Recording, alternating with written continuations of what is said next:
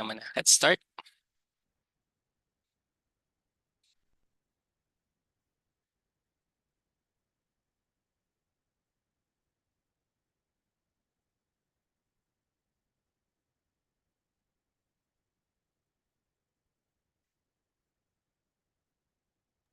Mr. Chair, okay na po, sir. Okay, sige. Let's start. Recorded naman, ano? Yes po. All right. So good morning, everyone, and welcome to the DICT Region 3 Pre-Bid Conference under the procurement for the procurement under the bid reference number BAC 2026-019. So before we officially start, may I request the BAC Secretariat to please check the attendance and confirm the presence of a quorum for the Bids and Awards Committee. Thank you. Good morning, everyone, and welcome to the pre-bid conference for the procurement of provision of internet connectivity services for state universities and colleges in Region 3, PICS,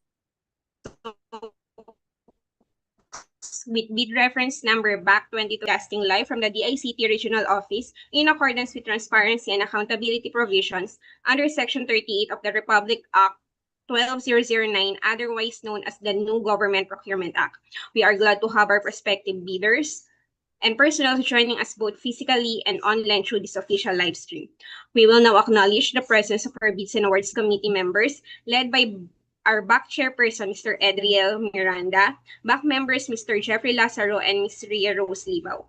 Chair, this is to confirm that we now have a quorum. Thank you, Secretariat. Since majority of the members of the BAC are present, we now have a quorum, and I now call this pre-bid conference into order. It is now 4 minutes past 9 a.m. So, Secretariat, can you please proceed with the acknowledgement of other participants, including the prospective bidders and observers in attendance? Thank you. We would also like to acknowledge the presence of our technical working group, led by our TWG Chairperson, Ms. Carisma Gutierrez, TWG Vice Chairperson, Mr. Mark Kennedy Junicio, members, Ms. Jennifer Ilagan. For the BAC Secretariat, we have Ms. Nerve de Guzman, Ms. Shamir Cruz, Ms. Erica Leidalino, Mr. Ramal Napomuceno, Ms. Celine Pucanan, Ms. Abigail Gallego, and Ms. Charis Elijah Abaya. For the free Wi-Fi team as the end-user representatives, we have Ms. Engineer Joshua P. Sumaway, Engineer Mary Hay, Engineer Jake Jefferson Matiliano, Engineer Greg Asper, Mr. Marlon Feliciano, and Ms. Irish Ann Santiago. We would also like to note that invitations were extended to the Commission on Audit, National Telecommunications Commission Region 3, and the Institute of Electronics Engineers of the Philippines Bulacan Chapter. However, none of our invited observers were able to attend today's private conference. We would also like to acknowledge in attendance the prospective bidders for this project.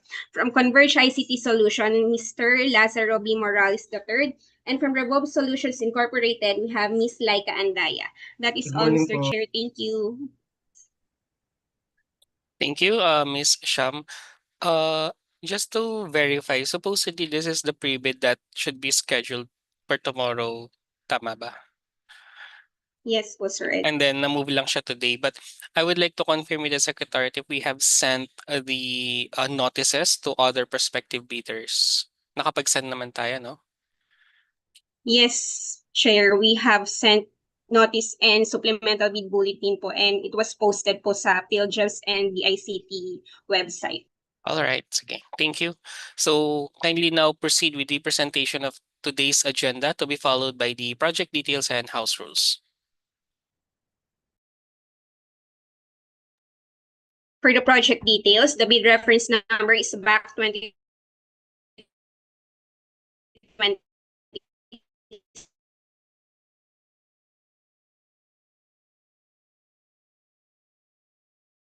contract of 6,412,329, and the delivery period is 45 calendar days upon the receipt of the notice to proceed.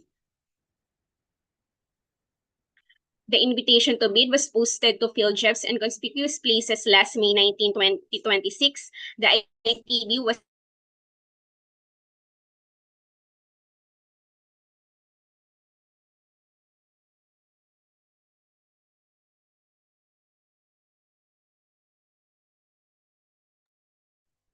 Hello? Siya, unstable ata yung connection mo. Nawala na siya. Kindly let's wait for the BAC Secretariat. Mukhang nagkaroon siya ng technical problem. Pero clear naman ako sa lahat, no? Hello? Ayan, okay.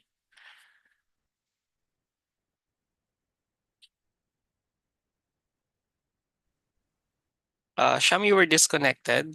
Can you repeat the presentation? Hello po. I'm so Ayan, sorry. I was disconnected. okay lang. Siguro start ka ulit dyan sa slide na yan.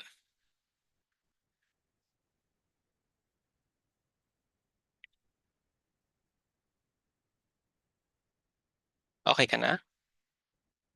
Yes po, sir.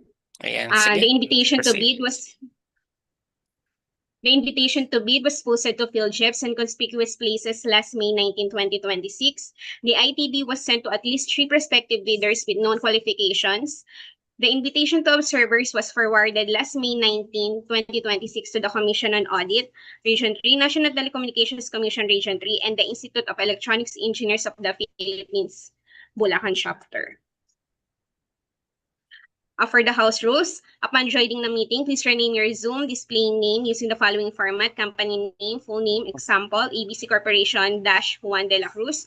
Questions, comments, and suggestions may be raised after the presentations of the BAC Chairperson and the BAC Secretariat. Kindly use the raise hand tool to indicate if you have a question or clarification, or send your inquiries via the chat box. All questions must be brief, concise, and specific and relevant to the procurement at hand, and should be addressed to the BAC Chairperson. Please observe order and decorum during the proceedings. Any act or utterance that may interrupt or disrupt the sessions will not be tolerated. Please keep your microphone on mute unless you are asked to speak in order to avoid unnecessary background noise. When speaking, kindly enable your webcam and state your full name and the company organization you are representing. That is all, Mr. Chair. Thank you. Thank you, Ms. Sham. Now we shall proceed with the presentation of the detailed technical specifications to be immediately followed by the discussion of the bidding documents. Please be advised that the question and answer portion will be conducted after the presentation of both documents. We encourage all prospective bidders to listen attentively, as the information to be presented is vital to your understanding of the procurement requirement and processes.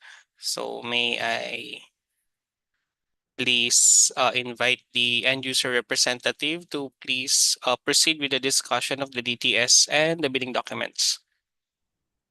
Good morning, Mr. Chair. Good morning, everyone. Requesting permission to share my screen, and I will now begin presenting the detailed technical specifications. Please proceed. Thank you. Thank you, Mrs. Chair.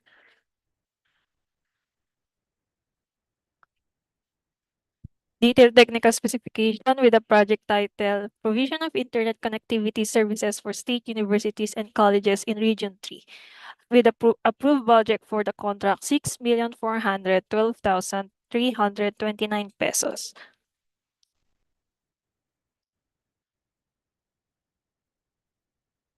For the mode and nature of the procurement shall be conducted through competitive bidding in accordance with Republic Act Number 12009, its IRR, and applicable procurement guidelines issued by the Government Procurement Policy Board.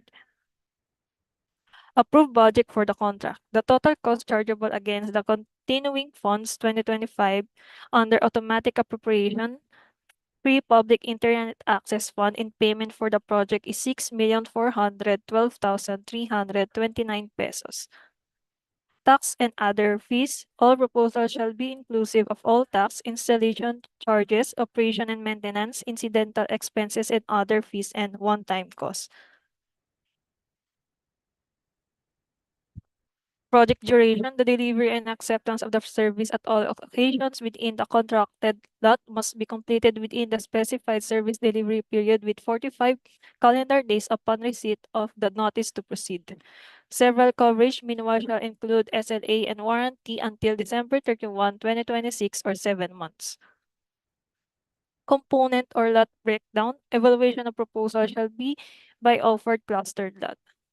The bids and award committees shall only accept a single lot bid proposal. For the cluster lot, with a one lot for the provinces Aurora, Bataan, Bulacan, Nueva Ecija, Pampanga, Tarlac, Zambales, with a number of locations 2, 5, 7, 5, 4, 6, 4 respectively, with a unit cost of 194,313 for all the provinces, with a total cost for the province of Aurora of 388,626, 971,565 for the province of Bataan, 1,360,191 for Bulacan, 971,565 pesos for Nueva Ecija, 77,252 for Pampanga, 1,165,878 for Tarlac, 777,252 for Zambales, with a grand total of 6,412,329.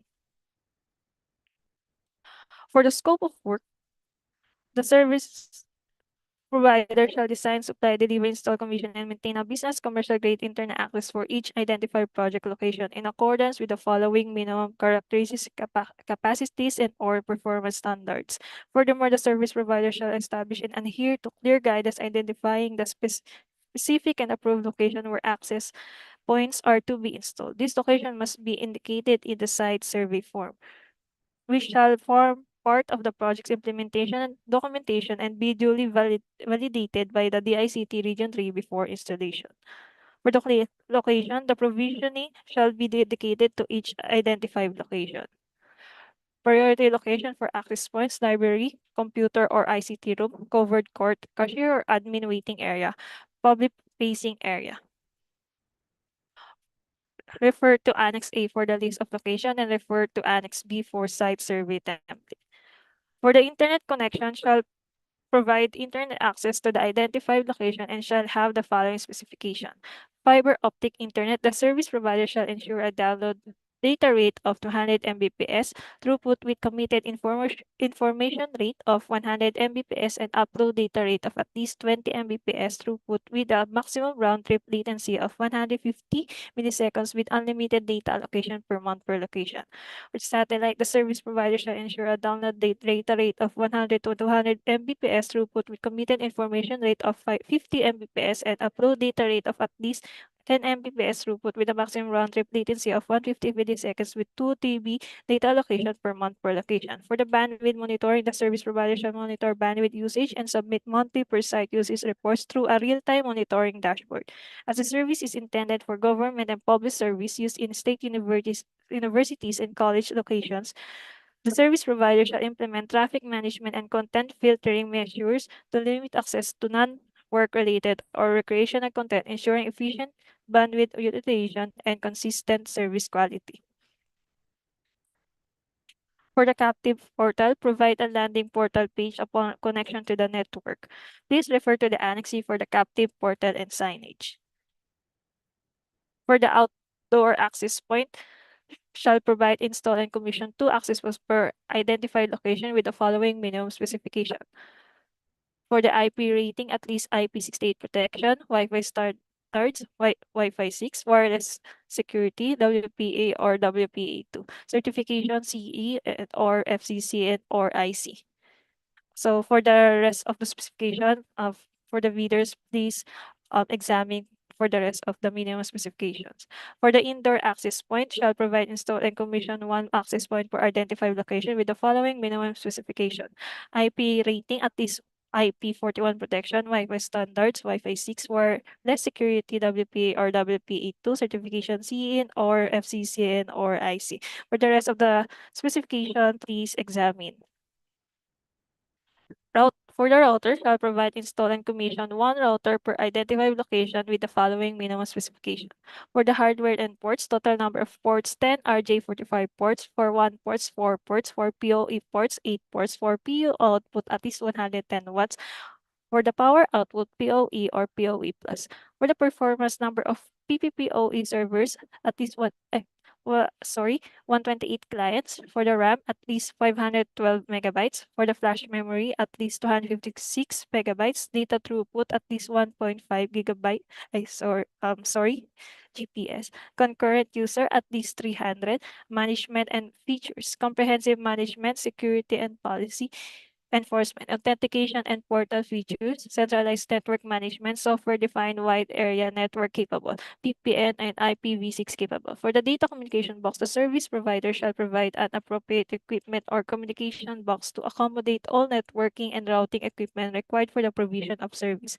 The box shall be robust, secure, and weather-resistant, protecting the equipment from environment hazards, tampering, or theft. The service provider shall ensure that the box is installed in a safe and accessible location for maintenance, troubleshooting, and future expansion of equipment. For the size and capacity, at least 9U data cabinet, protective paint applied, weather resistant required, number of exhaust fan at least 2, circuit breaker 10 ampere. Power distribution unit required, surge protection required. For the uninterrupted power supply, your PS shall provide one uninterrupted power supply capable of having a backup time of at least 30 minutes, with a minimum specification of power capacity at least 1600 VA or 900 watts, input voltage 230 VAC or and 60 Hertz, output voltage to 220 VAC, UPS technology, line interactive display LCD, total number of outlets at least 6, backup time at least 30 minutes. For the quality of service, please we encourage to examine the quality of service for these DTS. For the signage, each access point occasion shall be provided with weatherproof signage not smaller than A1 size and installed in a clearly visible and accessible area. For the for the captive portal and signage, please examine the Annex G.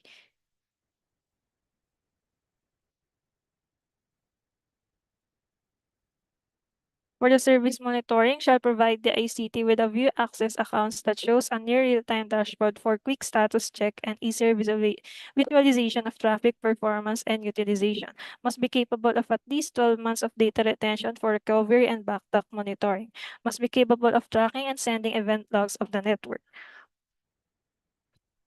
The service provider shall provide logical support throughout the contract implementation covering site service, inspection, testing, and acceptance activities and troubleshooting. For the warranty, the service provider warrants that all network components supplied under the contract are new and unused, and they incorporate all recent improvements in design and materials except when the technical specification required by the procuring entity provides otherwise.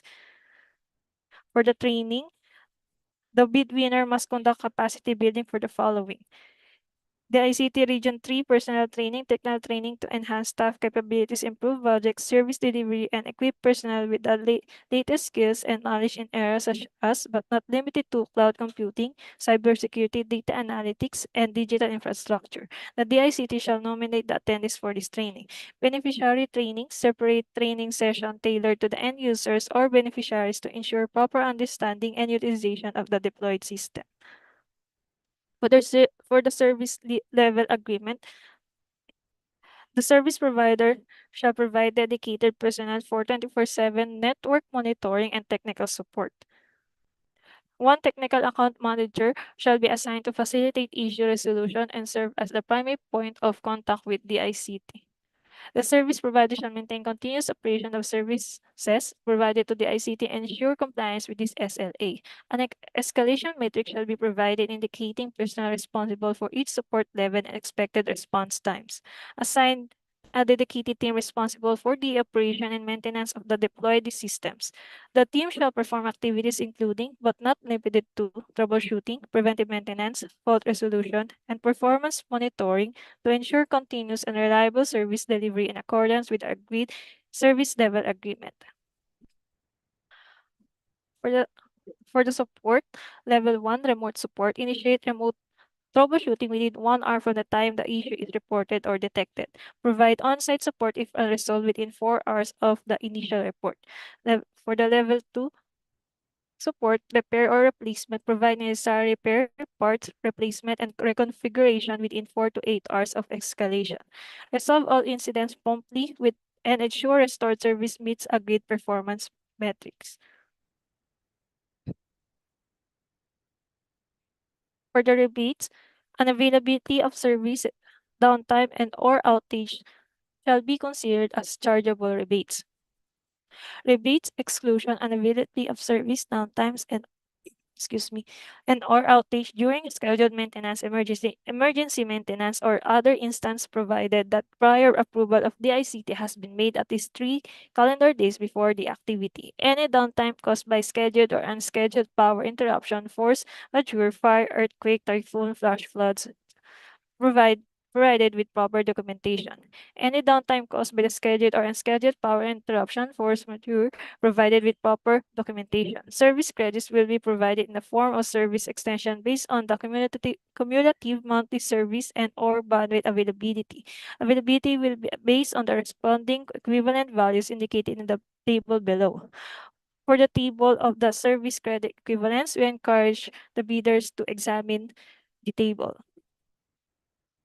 In the event that the service provider exceeds a cumulative downtime of more than 30% service credits or 9 days of downtime per month per location, it will impact the performance evaluation of the supplier.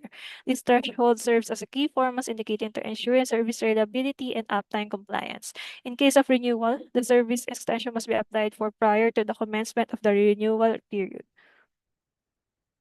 For the safety measure, we encourage the bidders to examine the safety measure for this BTS.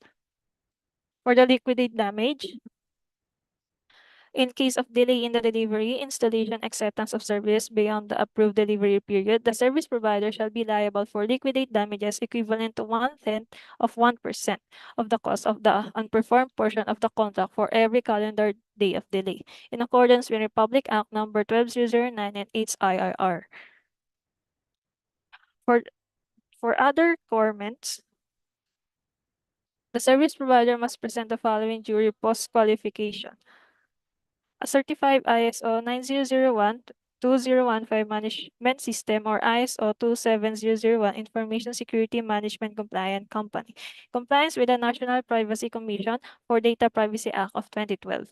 Non-expired certification from NPC should be submitted during post-qualification. The service provider shall be an authorized reseller of their proposed network active devices duly supported by a certificate issued by the respective manufacturer. These requirements shall apply to the following equipment: layer set, access point, router, or switch. Data privacy officer or data protection officer with certificate of registration issued by the National Privacy Commission. The service provider should also have the following qualified personnel: licensed electronics engineer. Supplier shall provide employees who are duly licensed electronics engineers or higher registered with the Professional Regulation Commissions and qualified to oversee the technical implementation of the project. All submitted licenses must be valid and non-expired at the time of bidding. List of identified personnel designated for the project, certified through copy of each personnel's valid and non-expired PRC license or certificate of registration, and company identification of the assigned personnel. For the testing and acceptance, the DICT serves the right to test, inspect, and accept or reject any or delivered equipment and or services that are not in accordance with approved technical specifications.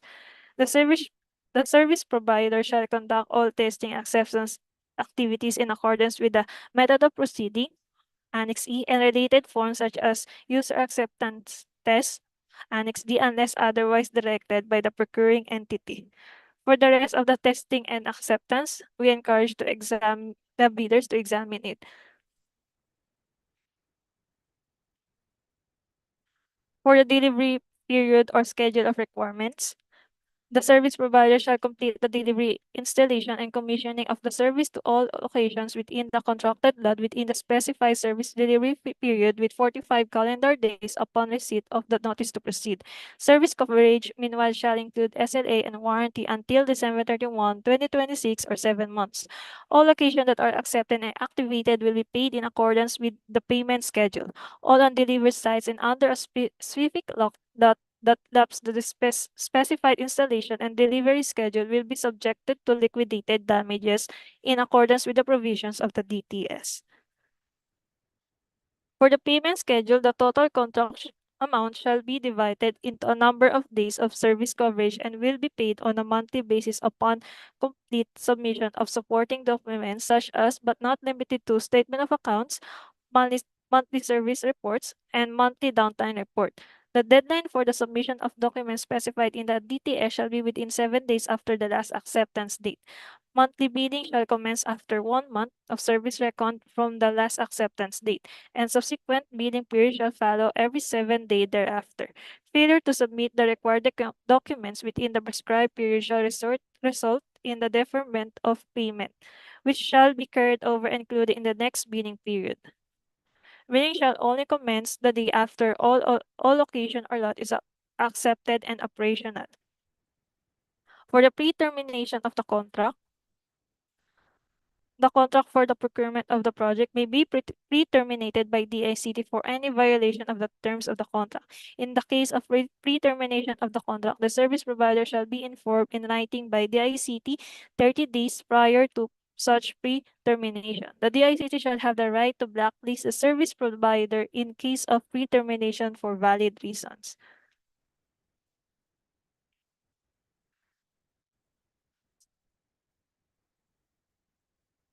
So for the annexes, so here's the Annex A for the list of location. For Annex B, the site survey report form, please examine it. Annex C, the dimension of communication box. Annex D, Annex E, Annex F, Annex G, and Annex H. We encourage the bidders to examine the annex forms. This concludes the presentation of the detailed technical specification, Mr. Chair, and I will now proceed with the presentation of the bidding documents. Please proceed with the presentation of the bidding documents. Thank you. Thank you, Mr. Chair.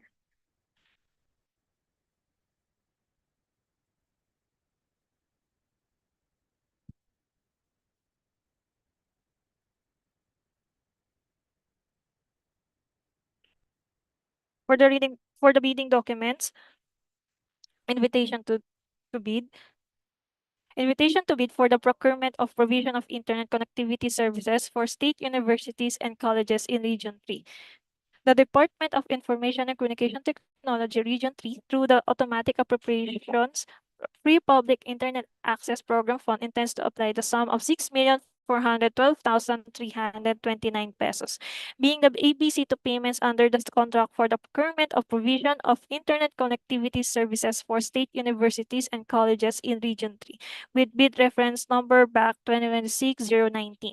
Bids received in excess of the ABC shall be automatically rejected at bid opening. For the cluster lot of one lot for the provinces of Aurora, Bataan, Bulacan, Nueva Ecija, Pampanga, Tarlac, Zambales.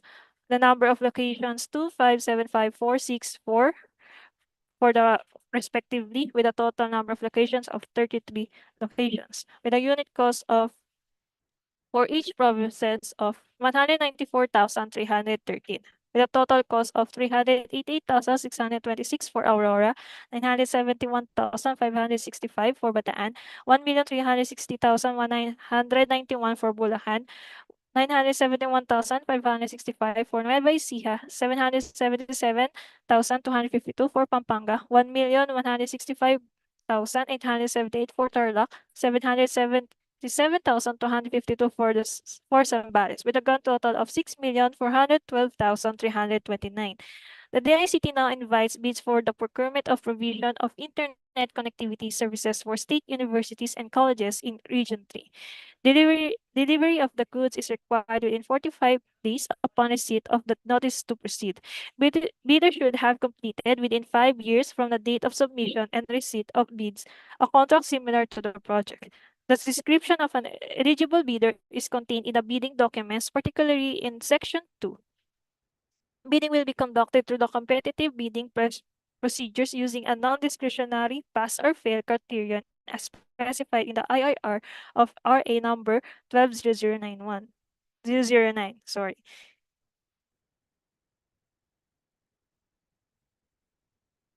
Bidding is restricted to Filipino citizens or sole proprietorship, partnership, or organizations with at least 60% interest or outstanding capital stock belonging to citizens of the Philippines and to citizens or organizations of a country, the laws or regulations of which grant similar rights or privileges to Filipino citizens pursuant to RA number 5183. Interested bidders may obtain further information from the DICT and inspect the bidding documents at the address given below from 8 a.m. to 5 p.m. A complete set of bidding documents may be acquired by interested bidders on May 19, 2026 from the address given below.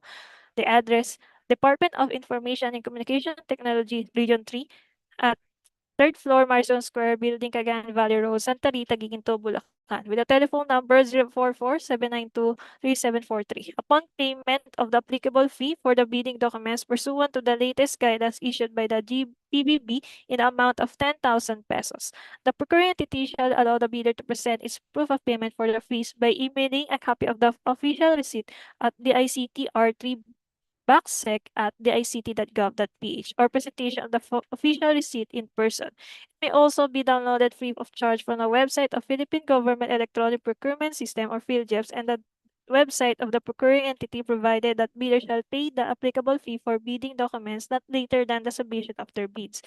The Department of Information and Communications Technology Region T will hold a pre-bid conference on May 27, 2026 at 9 a.m.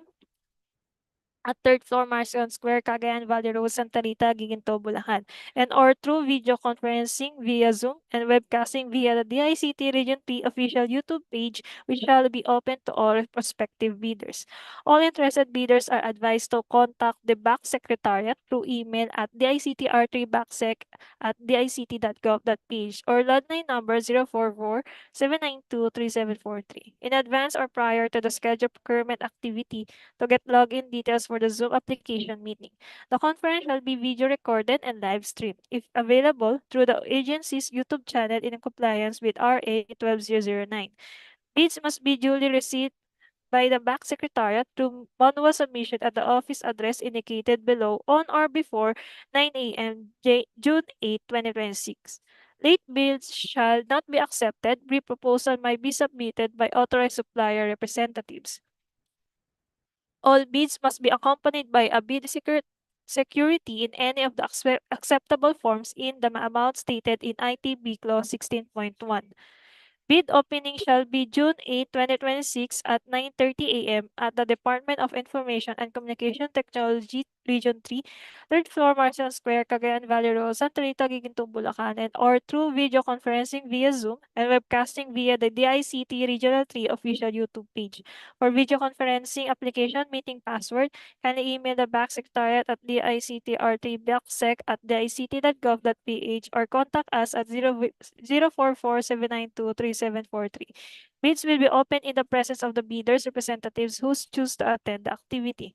Bidders are encouraged to send at most one representative to be physically present at the bid opening. The DICT Bank shall award a contract to the bidder with the lowest calculated and responsive bid. The DICT reserves the right to reject any and all bids declared a failure of bidding or not award the contract at any time prior to contract award in accordance with Section 70 of RA number 12009 without incurring any liability to the affected bidder or bidders. For further information, please refer to Nerv G. De Guzman, BAC Secretariat, Department of Information and Communication Technology, Region 3, third floor, Marcion Square Building, Cagayan Valley Road, Santa Rita, Guiguinto, Bulacan, with telephone number 044-792-3743.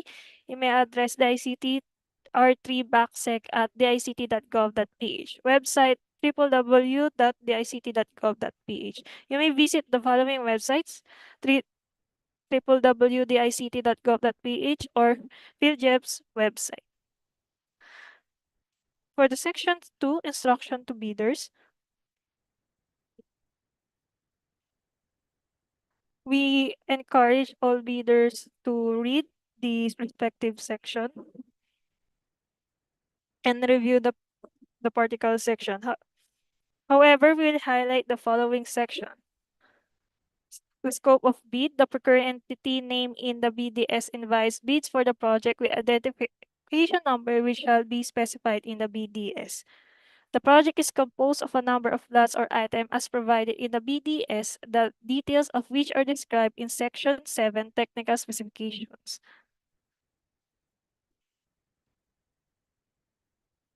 Source of funds, the procuring entity has a budget or has received funds from the funding source named in the BDS in the amount indicated in the BDS. It intends to apply part of the fund received for this project to cover eligible payments under the contract. Please examine the rest of this part.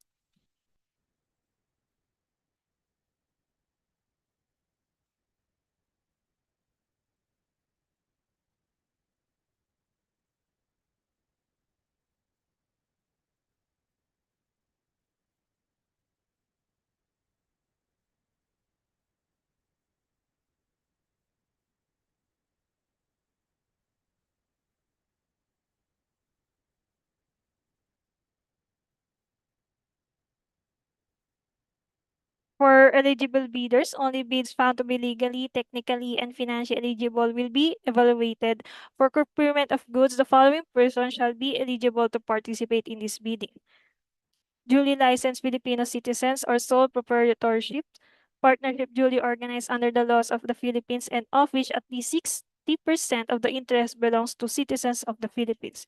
Corporation duly organized under the laws of the Philippines and of which at least 60% of the outstanding capital stocks belongs to the citizens of the Philippines. Cooperative duly organized under the laws of the Philippines and persons or entities forming themselves in a joint venture, a group of two or more person or entities and that intended to be jointly and severally responsible or liable for a particular contract.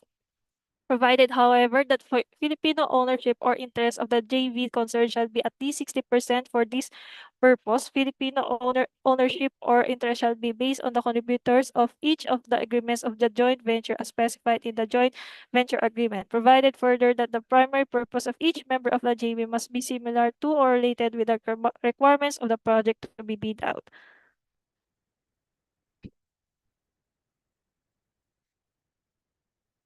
So we encourage again the bidders to examine this part.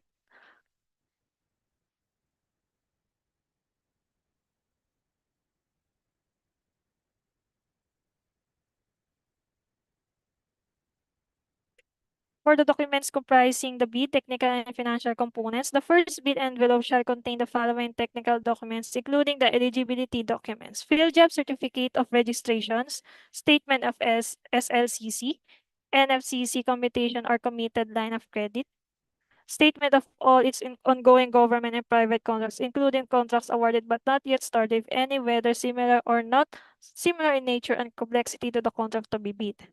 If applicable, GVA, or in the absence of a GVA, duly notarized statement from all potential GV partners stating that they will enter into and abide by the provisions of the GVA in the event that the bid is successful. Bid security in the prescribed form and amount in accordance with ITB Clause 16 and validity period under ITB Clause 15. Technical specification, which may include production or delivery schedule, manpower requirements, or after-sales service or parts if applicable.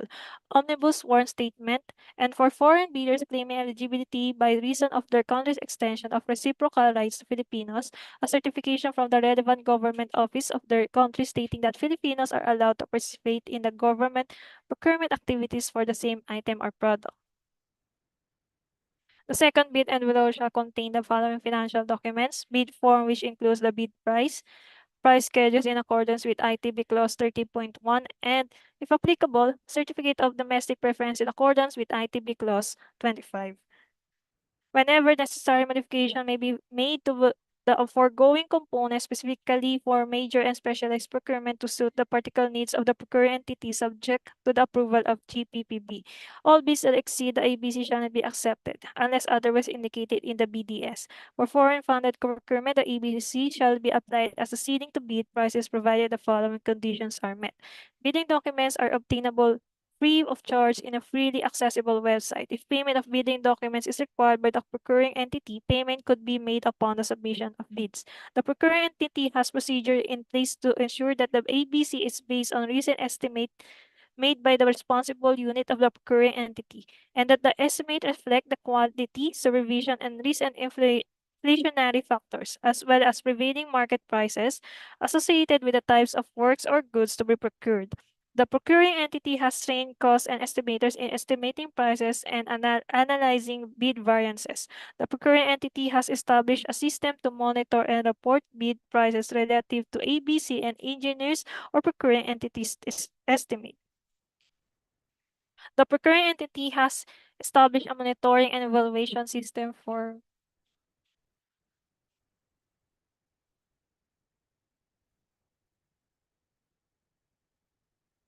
so these for the documents comprising the bid. So for the rest of this section and information, we encourage the bidders to examine this part. So now we will jump to the checklist of technical and financial documents.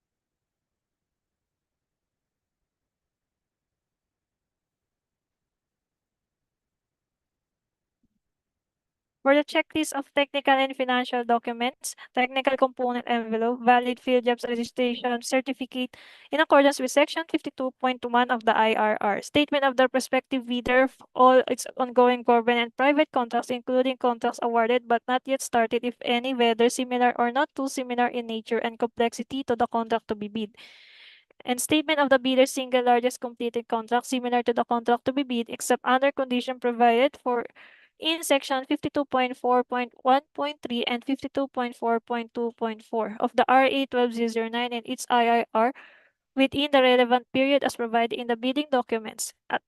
Attached of the following documents: end user's acceptance, contract accompanied by an official receipt or sales invoice covering the full contract amount, and the prospective bidder's computation of net financial contracting capacity or a committed line of credit from an universal or commercial bank in lieu of its NFCC computation. If applicable, a duly signed joint venture agreement in case the joint venture is already in existence, or duly notarized statements from all the potential joint venture partners stating that they will enter into and abide by the provisions of the GVA in the instance that the bid is successful. Original copy of bid security in the form of surety bond. Submit also a certification issued by the Insurance Commission or original copy of notarized bid securing declaration, and conformity with the technical specification, which may include production or delivery schedule, manpower requirements, and or after sales part if applicable. Originally duly signed omnibus warrant statement with original notarized secretary certificate in case of a corporation, partnership, or cooperative, or original special power of attorney of all members of the joint venture, giving full power and authority to its officers to sign the OSS and do acts to represent the bidder. For foreign bidders claiming by the reason of their country's extension of reciprocal rights to Filipinos, certification from the relevant government office of their country stating that Philippines are allowed to participate in government procurement activities for the same item or product. For the financial envelope documents, originals of duly signed and accomplished bid form and Annex A, and original of duly signed and accomplished price schedules in accordance with ITB Clause 30.1, and if applicable, certification from the DTI if the bidder claims reference as a domestic bidder or domestic entity in accordance with ITB Clause 25. This concludes the review of the bidding documents, Mr. Chair. Thank you. Thank you, Engineer Mary. Now we shall proceed with the question and answer portion or part. So wherein for the first round, we shall call on each company one by one to raise their questions or clarifications. And then for any additional queries, you may raise your hand after all participating companies have been called. So kindly please be concise and relevant with your questions to ensure a smooth and organized discussion. So I will just base the list of companies on the attendance po dito sa ating Zoom link. Okay, so first company po, may we call on Converge ICT? If you have any questions po from Converge. Hello sir, morning. Good JP morning, sir. Saligo po from Converge. No questions po so far from Converge side. Thank you po. All right. Thank you po, Sir JV. Next, we have from Revolve Solutions. Do we have any questions po from Revolve Solutions? No questions po. All right. Thank you, Revolve Solutions. Meron pa po bang hindi natawag? Yung Mr. Orlando Carnlas, anong company po kayo affiliated, sir? ITBS po. Okay, No, from no ITBS. questions. Okay, thank you po from ITBS. Meron pa po bang company na hindi natawag? Secretariat, baka may na-overlook ako.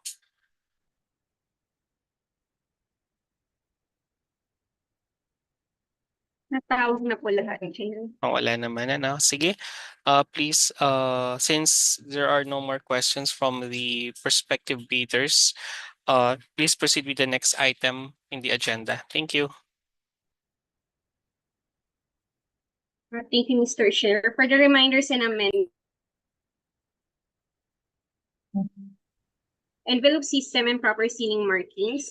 Bids must be duly received by the BAC Secretariat through manual submission at the address indicated below on or below 9 a.m. of June 8, 2026. Late bid shall not be accepted. Bid envelopes must be addressed to Mr. Edriel C. Miranda, BAC Chairperson, DICT Region 3, 3rd floor, Marston Square Building, Cagayan Valley Road, Santa Rita, Giginto, Bulacan. Bidder shall submit one original, one duplicate, and one triplicate copy of their bid. Each of these envelopes shall contain two separate inner envelopes, one for the technical component and one for the financial component. These inner envelopes must also be properly labeled as technical component and financial component respectively. All outer and inner envelopes shall be clearly and properly labeled, signed across the seal, and sealed in accordance with updated guidelines in the audit procurement issued by the COA and the GPPB. The three main envelopes, original, duplicate, and triplicate, must be then placed inside mother envelope, also properly marked with the project title, name of the bidder, and address to the back. So presenting here po the required sealing of bid envelope, the required marking of bid envelope, sample format of labeled envelope for the mother envelope, outer envelope, technical component, financial component. For the timeline, the deadline of submission of bids is June 8 at 9 a.m. and the opening of bids is June 8, 2026 at 9:30 a.m. The bidding documents payment.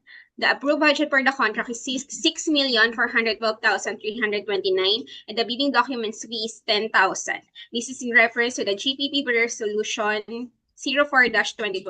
Payment for the bidding document shall be made manually. Interested bidders are advised to proceed to the DICT Region 3 Regional Office and pay directly at the cashier.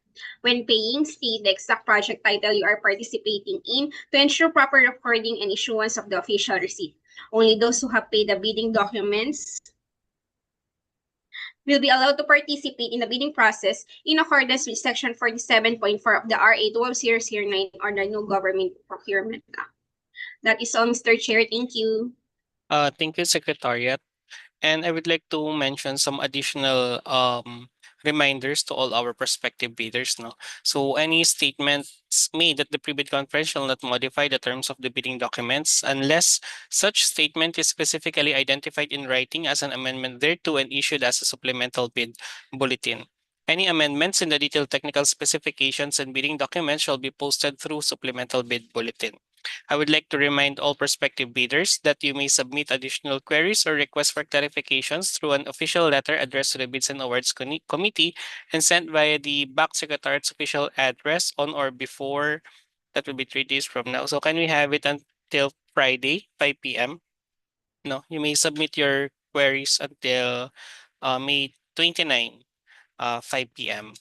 And we also encourage everyone to regularly monitor the PhilChip's website for any supplemental bid bulletins that may be issued.